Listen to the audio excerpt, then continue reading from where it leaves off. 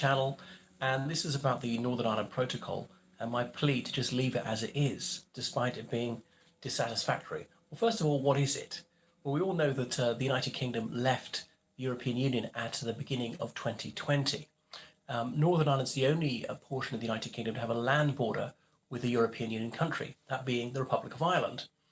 And that, of course, is very debatable. It's a country, is Northern Ireland a country, or the whole of Ireland is, or the Republic of Ireland is, or whatever.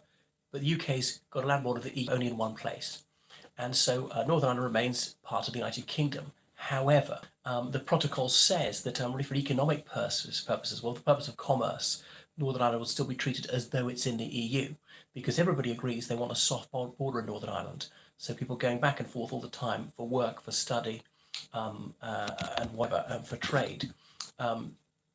So goods coming from Great Britain to Northern Ireland are stopped at the ports and inspected. Do they conform to European Union regulations, health and safety standards? And to begin with, they all did, of course, because the UK for decades have been abiding by those standards. They didn't suddenly change, might gradually change a bit more, because the United Kingdom is talking about finally deregulating and finally doing something with Brexit, trying to really benefit from it in that respect. So unionists are deeply uneasy about the Northern Ireland Protocol. They're anxious because it treats them for this one purpose as not being a part of the UK. And they're worried that would railroad them into fusing the Republic of Ireland. Nationalists are those people in Northern Ireland who would like Northern Ireland to leave the United Kingdom and integrate with the Ireland.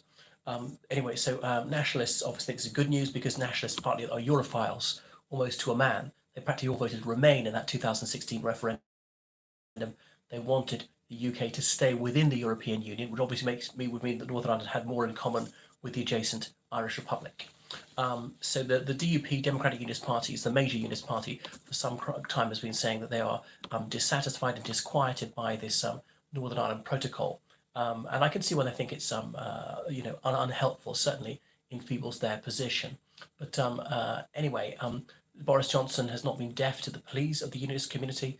There were just elections to the Northern Ireland Assembly last Thursday, and the unionists did fairly poorly, 40% neck and neck with the nationalist parties. And then there's the Alliance Party, which got 17% of the vote, which is mildly pro-union, doesn't actually call itself unionist. And there are a few tiny parties as well. So anyway, nationalists know, so you've got to leave it as it is. And I think it should be left as it is for several reasons. First of all, part of an international agreement. It helped Brexit go ahead. And you should not break these agreements unless absolutely unavoidable, because that would be a sign of bad faith. And people would say, well, we can't trust the United Kingdom. If they sign another deal, they might break it.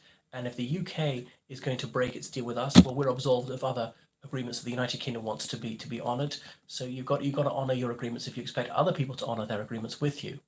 You don't want a reputation for reneging on these agreements like the United States had under Trump or Russia has had under Putin.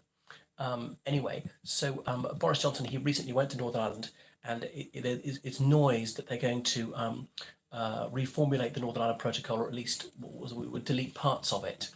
And that would mean that there's friction at the border, have to say stop, show me your truck and so on, maybe even what's in your car. Now, it's not for security reasons as it was like in the late 90s to see that people weren't carrying guns and bombs or, wanted criminals or something like that. The DUP says they won't come back into the Assembly until this is sorted out. They need to elect a new Speaker of the Assembly, and he or she should command the confidence of a broad majority of the House, not like just 51%. It has to be serious, it has to be like 76% or something. It's not written into law, but if the person's really going to have legitimacy, there should be a large majority who trusts and respects the Speaker. Shouldn't be a partisan figure.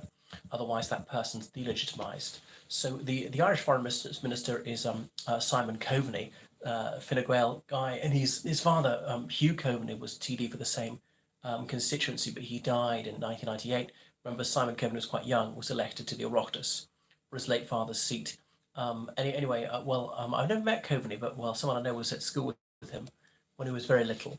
Anyway, a decent chap on the bland side. And anyway, he has sounded the warning that there would be repercussions if the United Kingdom were to fail to honour its obligations under international law. Another thing is the UK is a monist treaty. If it signs a treaty, sorry, it's a dualist treaty, that doesn't automatically make it part of British law unless Parliament specifically passed a law to say that it is. But nevertheless, even if it is lawful, it would be bad news. The visuals would be very negative for the UK to break this. And it's not that bad, the protocol. People can live with it. Unionists so don't like it. Nationalists do like it. It's not terrible to unionists. It's already been going for a couple of years. And what has it given us? It's given people relative calm. It's given people trade, and it's in that sense is unproblematic. And the alternatives are much worse. Maybe it shouldn't have been agreed to, but it was agreed to, and therefore needs to be stuck with. I'm from Cork, same as Simon Coveney. Anyway, so I think there would be grave consequences. Peace is a precious thing. We don't want to jeopardise this. Now, I know nationalists, particularly Sinn Féin, often use that darkly warning, if you don't give us what you want, it's back to terrorism. Wouldn't accuse the SDLP of that. But nevertheless, there are a few hotheads, there are dissident Republicans out there. It'd be grist to the mill from them, for them, if this were shredded. So don't tear up this agreement. Your word is important. It's important to retain one's good name, one's reputation for honouring treaties. So the reputational repercussions of this would be severe.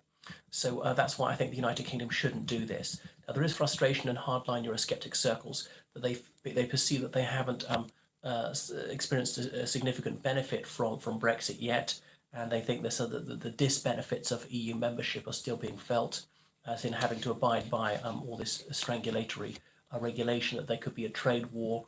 And the European Union might say, well, we want to make trade more difficult with the whole of the United Kingdom, so not just with Northern Ireland. So it will be bad news. So the Liberal Democrats, the Labour Party, the SNP definitely against it. I think some moderates, some backbenchers of the Conservative Party realise this would be unwise, so don't plunge ahead with this. Anyway, so Boris Johnson was holding meetings with leaders of various political parties in Northern Ireland and elsewhere. And the DUP, I think they're up to some childish antics. They're probably trying to distract attention from their disappointing performance in those elections, Northern Ireland Assembly elections. They actually went down by 3 seats, but they hemorrhaged votes to traditional unionist voice, which almost tripled its vote. And they lost some seats to the Alliance Party as well, some votes. I'm not sure they lost anything else to the Unionist Party. Anyway, the leader of Sinn Féin, Mary Lou MacDonald, she's suggesting that Boris Johnson is collaborating with Sir Geoffrey Donaldson on this. Sir Geoffrey's leader of the DUP, who was once an MP for the Ulster Unionist Party, I think it's Lagan Valley, having been Enoch Pearl's election agent in South Down in the 1980s. It's all rather worrying, and it's all very avoidable. So I think the United Kingdom should abide by the protocol, because it means that there is a soft border, as everybody wants. They're not saying, stop, get out of your car, get out of your truck, I have to inspect things. And it's very easy going back and forth. Not that many people go across on the ferry. It's mostly trucks they're searching. And okay, if they did bring in checks to the border, it would mostly be lorries. It wouldn't be private cars that they're usually searching. They wouldn't search all of them. People do tell me there's some searches at the border anyway from time to time. All right, that's enough. Thank you for watching. Bye.